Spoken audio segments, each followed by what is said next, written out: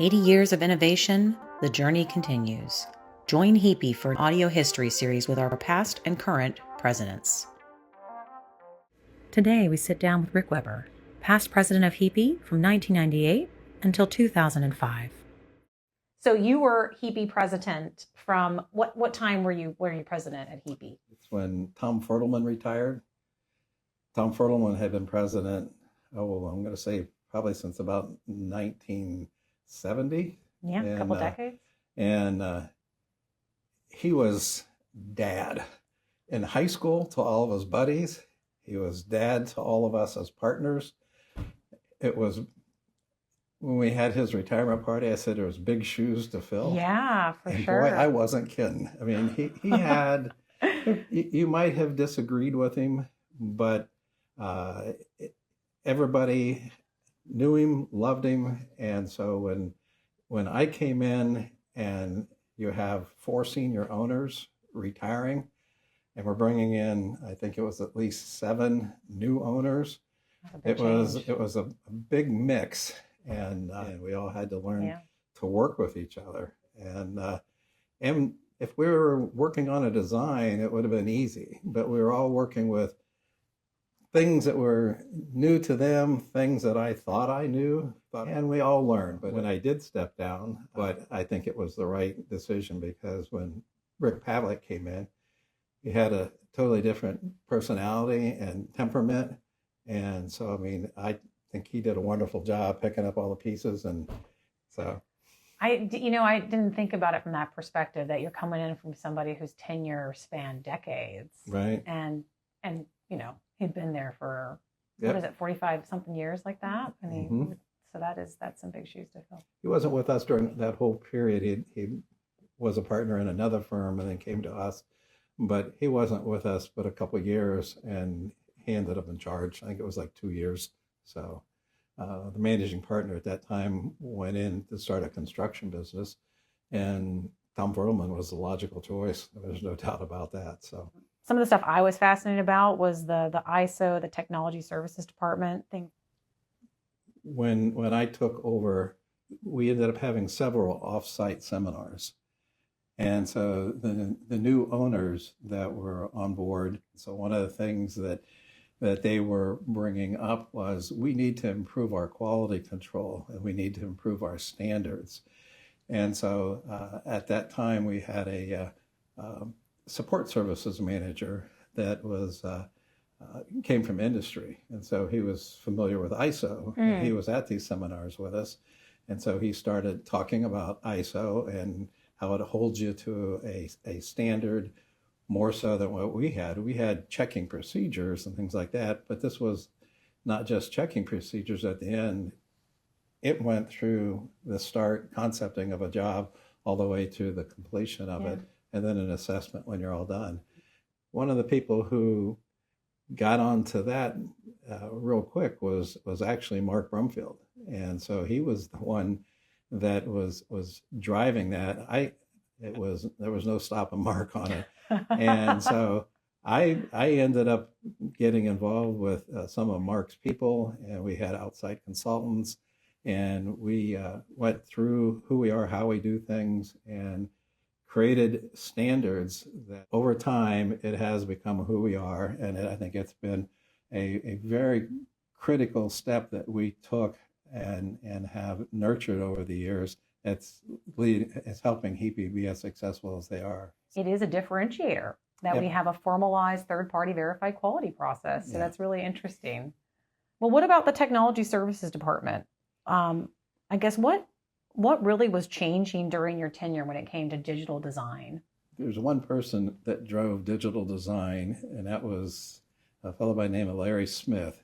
He was one of our managers, and in the early 80s, he had seen what was happening in the industry, and he was got into the digital design on his own, learned it, figured out how we could use it, turned around and talked to the partners at the time, and expanded our IT department to bring on several full-time staff. And at that point, he was off and running, sending people to Chicago for training on AutoCAD, and he was the driver behind that. He was and had earned the right to be our managing partner when Tom retired. And unfortunately, he had a heart attack and died in the middle of the night, and so we lost him. But I think of the rest of the partners that were here, he would have definitely had all of our votes. So it's neat learning about the different people who played a role in like the ISO certification and the technology department. I guess, are there any memorable like new services, new technology or projects from your tenure that stick out to you? Probably the most memorable one I have is 10 South Canal up in Chicago. And when the World Trade Center got hit, I mean, you couldn't get within a block of this building because it was a communication center for the it was AT&T, but it was also the stock market was from there. The uplink to the satellites was out of that building. And over a 10-year period, we went through and basically rewired everything in this building. And it's 2 stories high, like on every floor, but the building's like a 50-story building. And so we rewired it all, acquired the building next door, took it down, put in a power plant that's large enough to power basically the city of Centerville. And it's got its own on-site generation in case of emergency. Yeah. And so, I mean, it was a job that required full-time attention. We ended up using people out of Dayton, but we had an apartment in Chicago that we just would rotate people out of pretty much the same crew all the time. And the memorable thing about— How long did the project last? Please? How long did the project last? Oh, over 10 years. Wow. Yeah. It was a really neat experience up there. And if you had an outage, outages cost over $1 million an hour. So quality control was extremely, extremely important on that particular project. Wow. Now you talked a little bit about some challenges, like especially having a whole new set of owners come into the firm and have to learn how to lead together. What did you guys do to get on the same page? Like, can you talk a little bit about what that process looked like so that you guys could move forward and help the firm grow? The offsite seminars got us talking to each other, got us identifying things that people didn't particularly like. It was tough on all of us because it was a lot of change that was going on. Change management is so hard. Yes, yeah. And I wouldn't say that I came with any particular, well, I'll say I didn't come with any training on that, okay? And so you're basically trying to give it your best effort from an engineering perspective. And all of us had heart in it too. There were some trying times, but for the most part, it was good changes that we were making because we were coming out of like I said, there was a bunch of small offices in the same building, and we could collaborate, but the structure wasn't there for going to where HEAPY's at today. Yeah, for long-term growth. And ISO was a huge part of that.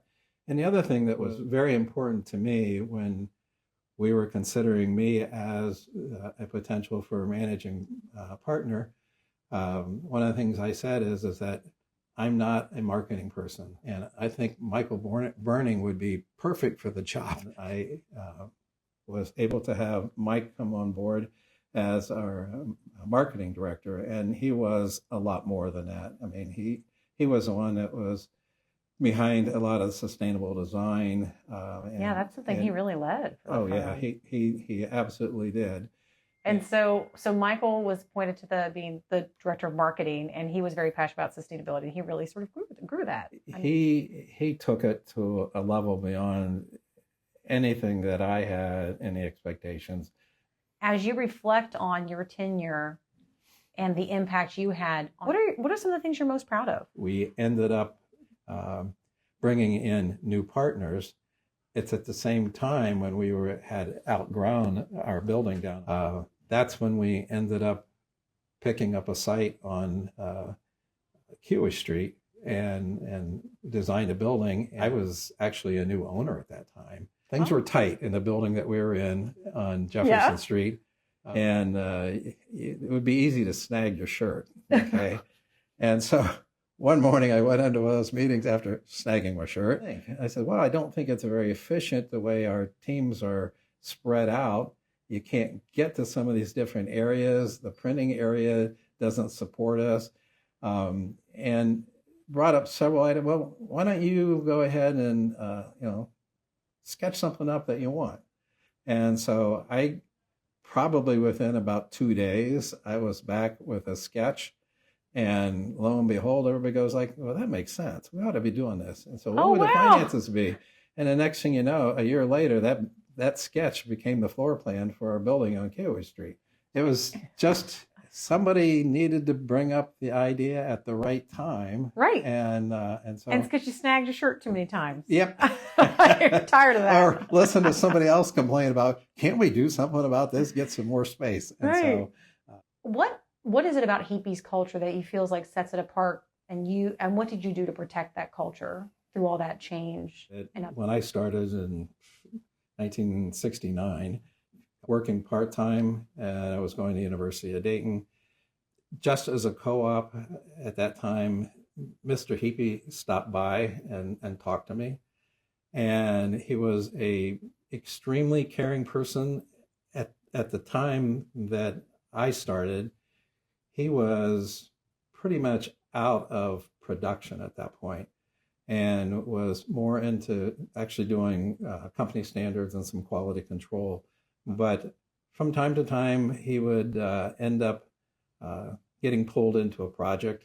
And one of them was I was working up at Mount Carmel Hospital and got called in for a meeting, and they asked for Mr. HEAPY to be there also.